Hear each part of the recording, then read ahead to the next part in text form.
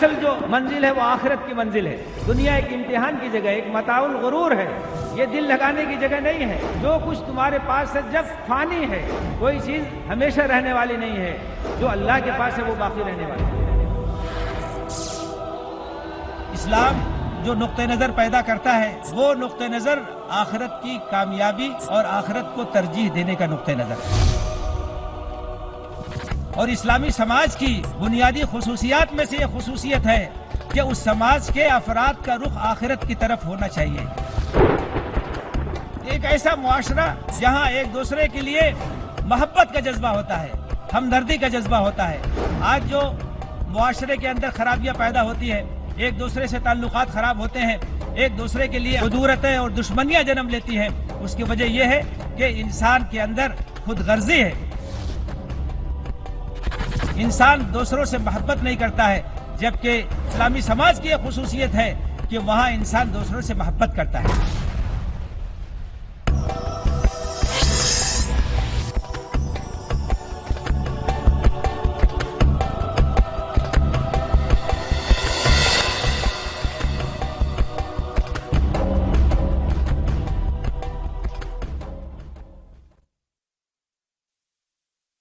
الحمدللہ رب العالمین والعاقبۃ للمتقین والصلاة والسلام علی اشرف الانبیاء والمرسلین نبینا محمد وعلی آلہ وصحبہ اجمعین. اما بعد، محترم خواتین و حضرات، السلام علیکم ورحمۃ اللہ وبرکاتہ.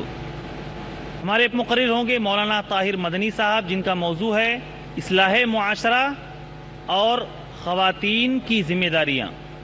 آپ کا تعلق ہندوستان کے انتہائی مردم خیز ضلع اعظم گڑھ یو پی سے آپ کا تعلق ہے. آپ نے فضیلت کی ڈگری دارالسلام عمر آباد سے حاصل کی.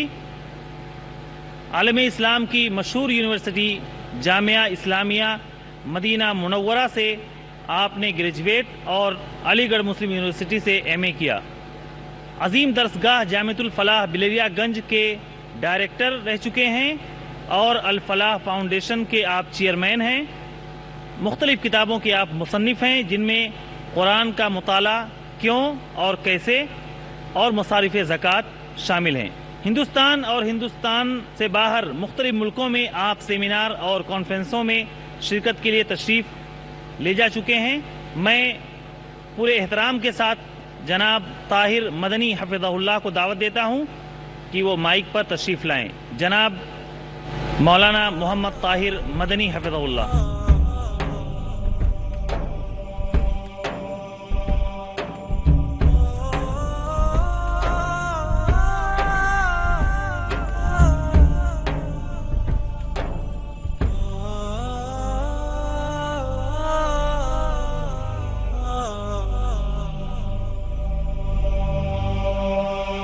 ہمارے شیخ محترم کا جو موضوع ہے وہ ہے اصلاح معاشرہ اور خواتین کی ذمہ داریاں. شیخ کی پچھلی جو تقریر ہوئی تھی اس کا عنوان تھا امت مسلمہ کا مستقبل اور نوجوانوں کا کردار. اس میں ہماری کچھ بہنوں کی طرف سے یہ مطالبہ آیا تھا کہ شیخ، معاشرے کی تشکیل میں، سماج کے بناوٹ میں ہم عورتیں کیا کردار نبھا سکتی ہیں. اور اس وقت مولانا نے وعدہ کیا تھا کہ انشاءاللہ العزیز جمعہ کے روز ہم اس پہ تقریر کریں گے، آپ اس میں حاضر رہیں. بہنوں سے خاص طور پر درخواست ہے کہ وہ شیخ کی تقریر کو بغور سنیں اور اسے اپنی زندگی کے لیے لاہے عمل بنائیں. کیونکہ ایک عورت، ایک ماں، ایک بہن، وہ جس بھی کردار میں ہو، اس کا جو بھی مقام ہو، وہ اپنی جگہ پہ رہتے ہوئے معاشرے کی تشکیل میں نہایت ہی اہم کردار نبھا سکتی ہے اور اسے نبھانا چاہیے. کسی بھی معاشرے کو، کسی بھی سماج کو خوبصورت، پرامن اور اسلامی اصولوں کے مطابق بنانے میں سب سے اہم بلکہ بنیادی کردار جو ہوتا ہے وہ خواتین ہی کا ہوتا ہے. لہذا خواتین کو، بہنوں کو، ہماری ماؤں کو اس کردار کو سمجھنا چاہیے، اپنے فرض منصبی کو جاننا چاہیے. اسی موضوع پر ہمارے شیخ محترم تقریر کریں گے. میں شیخ سے درخواست کرتا ہوں کہ وہ اپنے موضوع پر لب کشائی کریں.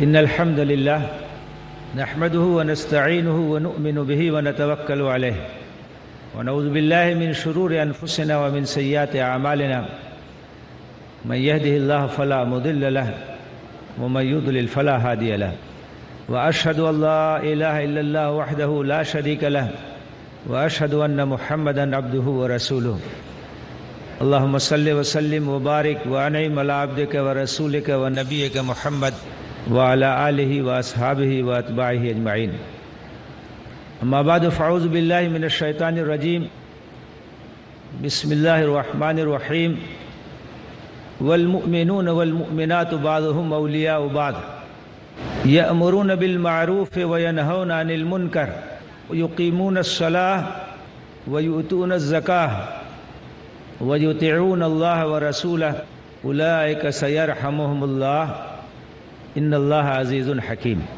بزرگوں، بھائیوں اور ماں اور بہنوں، معاشرے کی اصلاح اور اس کے بناؤ میں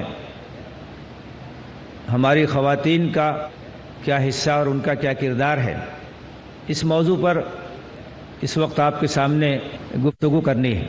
سماج یہ افراد سے بنتا ہے، افراد کے ذریعے خاندان وجود میں آتے ہیں اور خاندانوں کے ذریعے سے ایک سماج کی تشکیل ہوتی ہے، ایک سوسائٹی بنتی ہے اور ایک معاشرہ وجود میں آتا ہے۔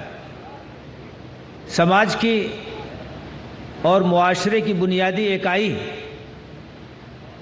افراد ہی ہوتے ہیں، اور جیسے افراد ہوں گے اسی طرح کا معاشرہ ہوگا، اسی طرح کی سوسائٹی ہوگی اور اسی طرح کا سماج ہوگا۔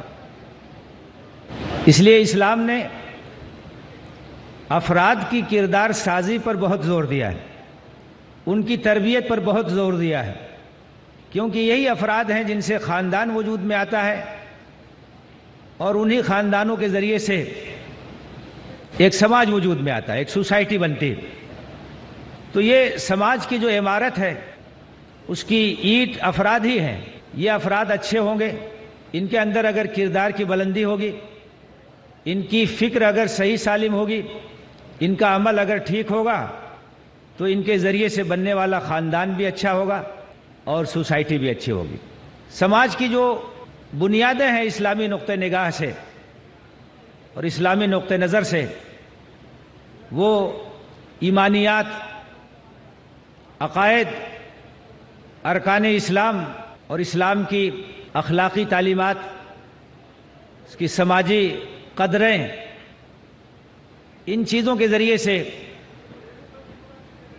اسلام ایک سماج کو بناتا ہے، ایک سوسائٹی کو بناتا ہے۔ کوئی بھی سوسائٹی ہو، کوئی بھی سماج ہو، بنیادی جو چیز کار فرما ہوتی ہے اس سماج میں، وہ اس کے افراد کے عقائد، نظریات اور خیالات ہوتے ہیں۔ جس طرح کا نظریہ ہوگا، جس طرح کا خیال ہوگا، جس طرح کا عقیدہ ہوگا، جس طرح کی فکر ہوگی، اسی کے مطابق عمل ہوگا۔ انسان کی زندگی پر اس کے افکار اور اس کے خیالات کا اثر ہوتا ہے، وہی فیصلہ کن ہوتے ہیں۔ اس کائنات کے بارے میں، اس اپنے وجود کے بارے میں جو بنیادی سوالات ہیں، ان سوالات کے بارے میں انسان کا جو تصور ہوتا ہے، اسی کے مطابق اس کی دلچسپیاں، اس کی ترجیحات، اس کے خیالات اور اس کی تگ و دو ہوتی ہے، اس کی سوچ ہوتی ہے۔ اسلام نے بہت واضح نظریہ دیا ہے توحید کا، آخرت کا، رسالت کا، اور ان عقائد اور ان ایمانیات کی بنیاد پر جو انسان کی سوچ بنتی ہے، جو اس کا خیال بنتا ہے، جو اس کا تصور بنتا ہے، وہ بالکل ممتاز ہے دوسرے عقائد اور نظریات کے حاملین سے، کیونکہ اسلام نے اللہ تعالیٰ کے بارے میں اور آخرت کے بارے میں، انسان کے مقصد وجود کے بارے میں جو تعلیمات دی ہیں، اس کی روشنی میں کامیابی کا اور کامرانی کا ایک خاص تصور ہے جو صاحب ایمان کے ذہن میں، اس کے دماغ میں پیدا ہوتا ہے۔ وہ تصور کیا ہے؟ وہ اس دنیا کو ایک امتحان کی جگہ سمجھتا ہے اور منزل اپنی آخرت کو سمجھتا ہے۔ وہ اس لیے وہ آخرت کو پیش نظر رکھتا ہے اور پوری تگ و دو اس کی اس بات پہ مرکوز ہوتی ہے کہ دنیا اس طریقے سے گزارے کہ اس کا رب اس سے خوش ہو جائے۔ آپ دیکھیں گے اس دنیا میں لوگ کامیابی کا تصور الگ الگ رکھتے ہیں۔ جس کے ذہن میں مادہ پرستانہ خیال ہو، اس کے ہاں کامیابی کا تصور یہ ہے کہ زیادہ سے زیادہ یہاں دولت مل جائے، زیادہ سے زیادہ یہاں عیش و عشرت کا سامان مل جائے، دنیا آرام سے گزر جائے. ساری جو تگ و دو ہے وہ اس کے ارد گرد گھومتی ہے. لیکن قرآن نے جو کامیابی کا تصور دیا ہے وہ کیا ہے؟ کل نفس ذائقۃ الموت. ہر نفس کو موت کا مزہ چکھنا ہے. جو بھی آیا ہے اسے ایک دن جانا ہے. وَإِنَّمَا تُوَفَّوْنَ أُجُورَكُمْ يَوْمَ الْقِيَامَةِ. اور تمہیں قیامت کے دن تمہارا بدلہ پورا دیا جائے گا. جو کچھ تم کر کے گئے ہو اس کا پورا بدلہ تمہیں وہاں ملے گا. کوئی زیادتی نہیں ہوگی، کوئی کمی نہیں ہوگی. جو کچھ کیا ہے اس کا پورا بدلہ وہاں تمہارے سامنے آ جائے گا. فَمَنْ زُحْزِحَ عَنِ النَّارِ وَأُدْخِلَ الْجَنَّةَ فَقَدْ فَازَ. تو وہاں جو آگ سے بچا لیا جائے اور جنت میں داخل کر دیا جائے تو وہ کامیاب ہو گیا.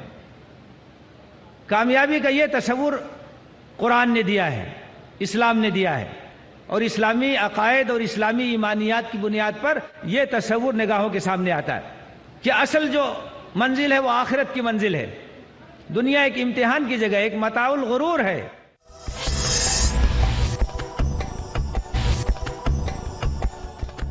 یہ دل لگانے کی جگہ نہیں ہے. ما عندکم ینفد وما عند اللہ باق.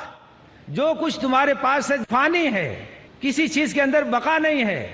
کوئی چیز ہمیشہ رہنے والی نہیں ہے. جو اللہ کے پاس ہے وہ باقی رہنے والا ہے. جو اللہ کے پاس ہے اسی کے لیے بقا ہے. تو ایک فانی چیز سے اپنے دل کو لگانا یہ نادانی کی بات ہے.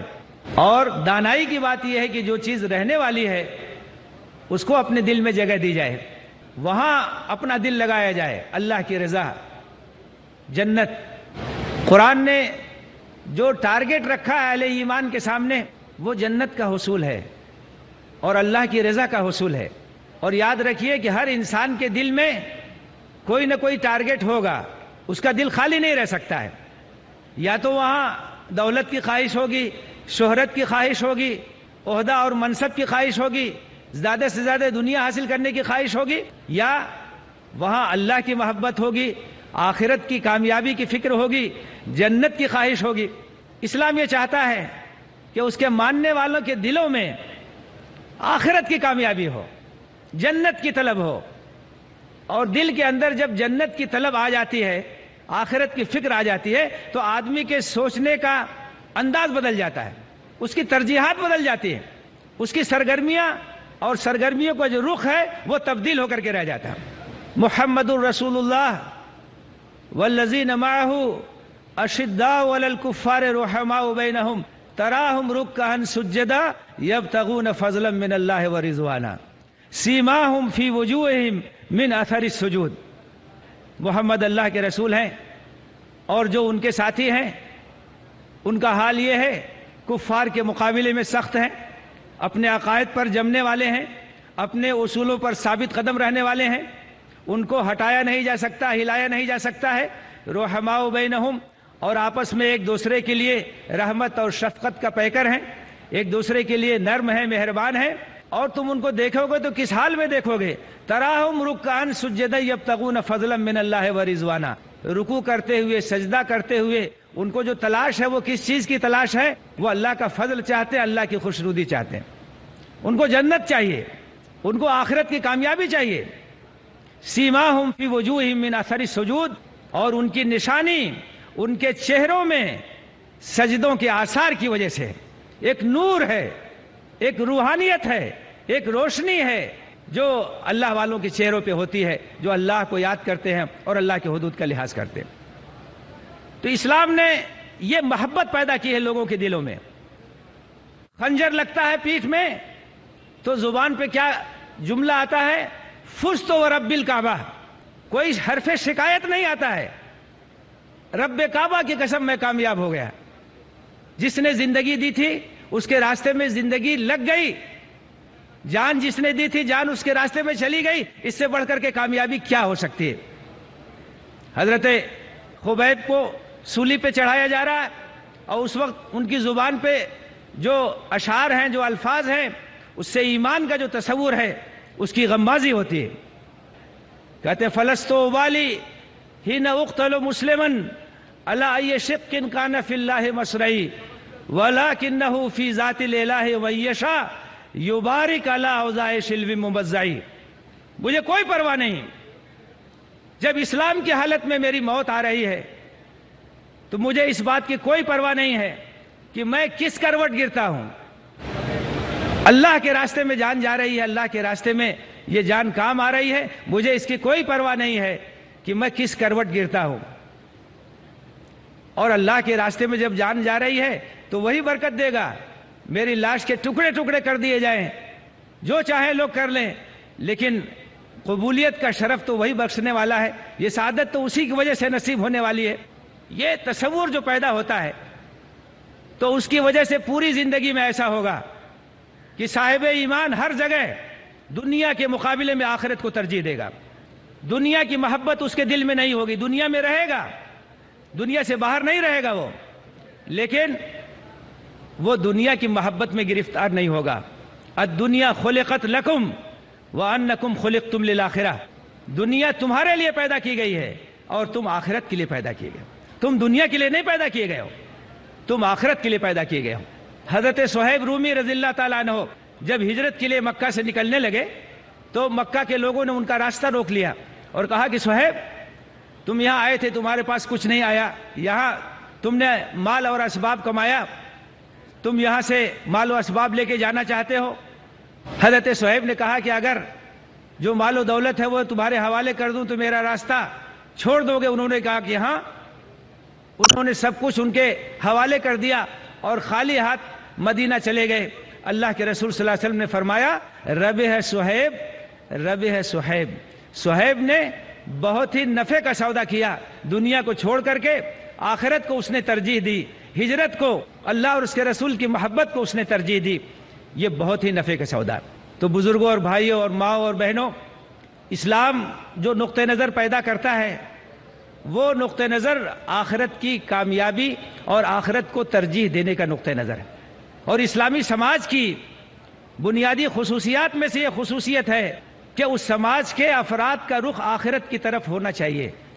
وہاں للہیت, اخلاق, کردار, ایک دوسرے کے ساتھ محبت, اپنائیت, انسان دوستی, یہ بنیادی اقدار ہیں جو کہ اسلامی سماج کے اندر ہوتی ہیں. وہاں پاکیزگی ہوتی ہے, وہاں ایک دوسرے کے لیے نصح اور خیر خواہی کا جذبہ ہوتا ہے. الدین والنصیحہ, اللہ کے رسول صلی اللہ علیہ وسلم نے فرمایا کہ دین تو نصح و خیر خواہی کا نام ہے. پوچھا گیا لمن یا رسول اللہ, کس کے لیے؟ آپ نے کہا للہ ولکتابہ ولرسولہ ولائمۃ المسلمین وعامتہم. اللہ کے لیے, اللہ کی کتاب کے لیے, اللہ کے رسول کے لیے, ائمۃ المسلمین کے لیے اور عامۃ المسلمین کے لیے.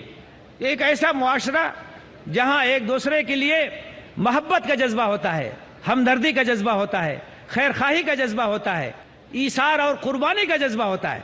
آج جو معاشرے کے اندر خرابیاں پیدا ہوتی ہے, ایک دوسرے سے تعلقات خراب ہوتے ہیں, ایک دوسرے کے لیے قدورتیں اور دشمنیاں جنم لیتی ہیں, اس کی وجہ یہ ہے کہ انسان کے اندر خود غرضی ہے, انسان کے اندر مادہ پرستی ہے, انسان دوسروں سے محبت نہیں کرتا ہے. جبکہ اسلام یہ چاہتا ہے اور اسلامی سماج کی یہ خصوصیت ہے کہ وہاں انسان دوسروں سے محبت کرتا ہے, ان کے ساتھ خیر خواہی کا معاملہ کرتا ہے. انما المؤمنون اخوہ, اہل ایمان آپس میں بھائی بھائی ہیں. ایمان نے, عقیدے نے ان کو ایک رشتے میں باندھ دیا ہے.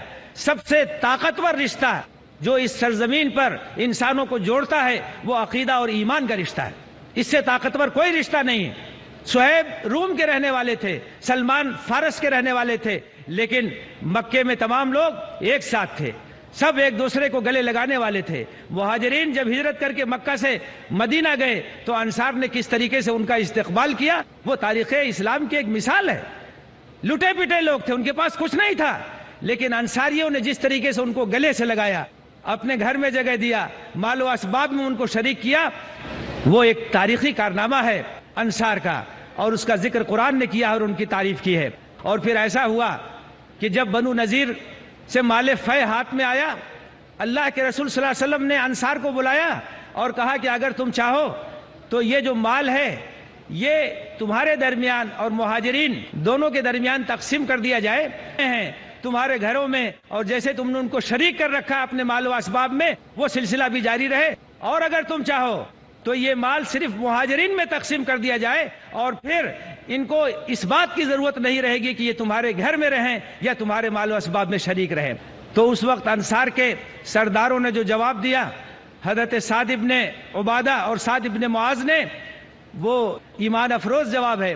انہوں نے کہا کہ اے اللہ کے رسول، ایسا کیجئے کہ یہ جو پورا مال فے ہے یہ سب مہاجر بھائیوں میں تقسیم کر دیجئے، اور جس طریقے سے وہ ہمارے گھر میں رہتے ہیں اسی طریقے سے رہیں گے، اور جس طریقے سے ہمارے ہاں وہ شریک ہیں وہ شرکت بھی باقی رہے گی۔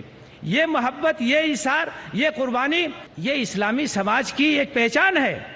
اسلامی سماج کے اندر اخوت اور محبت ہوتی ہے، بھائی چارہ ہوتا ہے، ایک دوسرے کے ساتھ ہمدردی کا جذبہ ہوتا ہے، اور ایک دوسرے کے لیے خیر خواہی اور ایثار کا جذبہ ہوتا ہے، عام انسانیت کے ساتھ محبت اور ہمدردی کی بات ہوتی ہے۔ تو یہ بنیادی جو خصوصیات ہیں سماج کے اندر، یہ پیدا ہوتی ہیں ایمانیات کی وجہ سے، اسلام کے جو عقائد اور نظریات اور اسلام کی جو تعلیمات ہیں اس کی وجہ سے۔ آج ضرورت اس بات کی ہے کہ ہم اپنے معاشرے میں، اپنے سماج میں ان خصوصیات کو پیدا کریں۔ آج ہمارے سماج میں جو بگاڑ ہے اس کی بہت سی شکلیں ہیں۔ ہماری جو اخوت ہے، ہمارا جو بھائی چارہ ہے، اس کے اندر کمزوری پیدا ہو گئی ہے۔ ہمارا سماج بھی عام لوگوں کی طرح سے دنیا کی طرف بھاگ رہا ہے، وہاں بھی مادہ پرستی ہے، وہاں بھی آپ دیکھیں گے تو مغربی تہذیب کے پیچھے بھاگے چلے جا رہے ہیں، دنیا کے پیچھے بھاگے چلے جا رہے ہیں۔ جو اسلامی قدریں ہیں جس میں پاکیزگی اور اخلاق اور محبت اور ہمدردی اور ایثار اور قربانی کی باتیں ہیں، وہ تمام چیزیں کمزور ہوتی چلی جا رہی ہیں۔ اس کے علاوہ آپ دیکھیں گے کہ سماج میں طرح طرح سے برائیاں جنم لے رہی ہیں، اور کس طریقے سے سماج ہمارا یہ برائی کی طرف اور بربادی کی طرف جا رہا ہے۔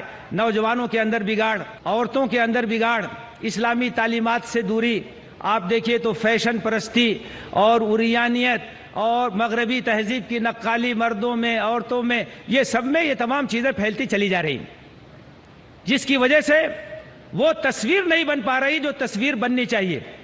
اسلامی سماج کی، اسلامی خاندان کی، اسلامی سوسائٹی کی جو پہچان بننی چاہیے وہ پہچان ختم ہوتی جا رہی ہے۔ اگر اس کی فکر نہیں کی جائے گی تو آئندہ اور زیادہ زوال پیدا ہوگا، اور زیادہ انحطاط پیدا ہوگا، اور ہماری جو پہچان ہے وہ اور زیادہ مشکل ہو جائے گی۔ اس لیے اس بات کی فکر کرنا کہ ہم اپنے سماج کو اسلامی تعلیمات کے مطابق ڈھالیں، ہمارا سماج اسلامی اقدار کے مطابق عمل کرے، اور وہاں وہ صفات پیدا ہوں جو کہ ایک مسلم سماج کے اندر ہونی چاہیے، یہ ہم سب کی ذمہ داری ہے۔ عورتوں کی بھی اتنی ہی ذمہ داری ہے جتنی مردوں کی ذمہ داری ہے، اور اسلامی تعلیمات کی روشنی میں عورت اور مرد یہ دونوں شرف انسانیت میں برابر ہیں۔ وَلَقَدْ كَرَّمْنَا بَنِي آدم، تمام بنی آدم کو عزت اور احترام اور تکریم کا مقام دیا گیا ہے۔ اسلام نے مرد اور عورت میں اس بنیاد پہ کوئی فرق نہیں کیا ہے۔